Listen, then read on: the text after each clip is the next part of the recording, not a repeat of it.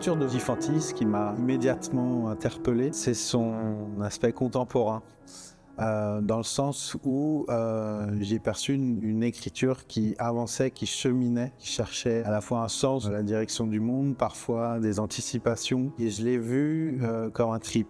C'est-à-dire à la fois un voyage, mais aussi une forme de projection dans l'avenir assez proche, puis extrêmement lointain. Finalement, ce texte, il m'a paru vraiment multiple, hyper ouvert et propre à jouer.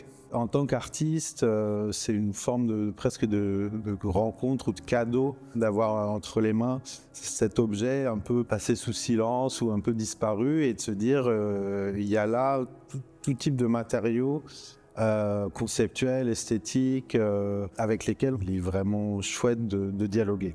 Il y a une évidence au début de ce projet en dialoguant avec Clément Chéroux, c'était qu'il ne fallait pas produire une illustration du texte. Et le texte lui-même ne demandait pas ça, puisqu'il était suffisamment ouvert pour pouvoir s'en emparer et proposer des biais, des contrepoints, etc.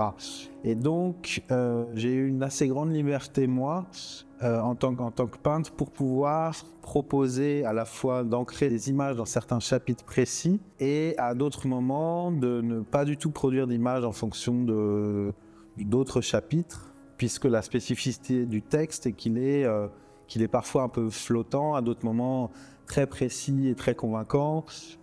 C'est aussi ça, ce qui fait son charme. Idéalement, j'aimerais que le public comprenne cette exposition comme une forme de voyage au travers des images, mais aussi au travers un texte et au travers une forme de sensibilité au monde.